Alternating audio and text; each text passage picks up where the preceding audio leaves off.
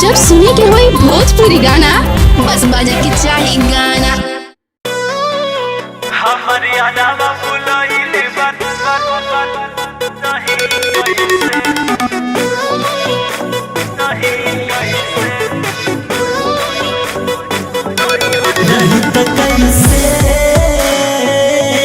सही त कैसे रही त कैसे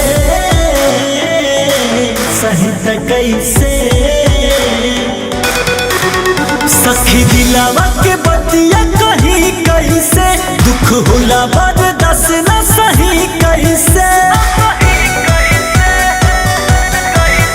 सखी दिलावा के बतिया कहीं कैसे दुख होला बर्दाश्त न सही कैसे हमर यादवा बुलाइले बनाई हट ससुरा रही कैसे हमर यादवा बुलाइले बनाई हट ससुरा रही कैसे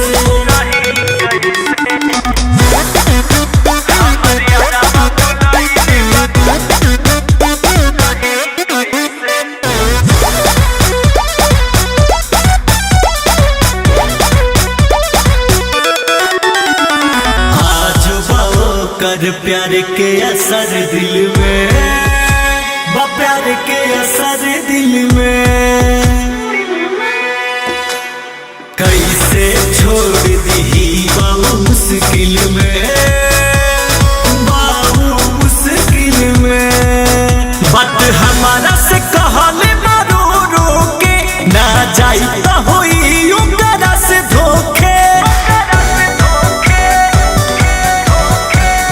हमारा से कहले मारो रोके ना जाई तो होई उनका से धोखे इने सकी बट पियावा हमारी तो बात लही कैसे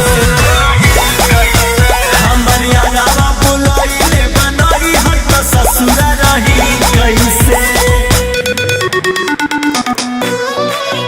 हमर यादवा बुलाइले बनाई ससुरा रही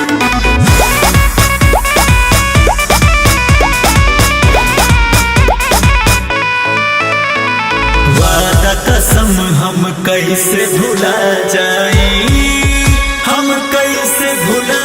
जाई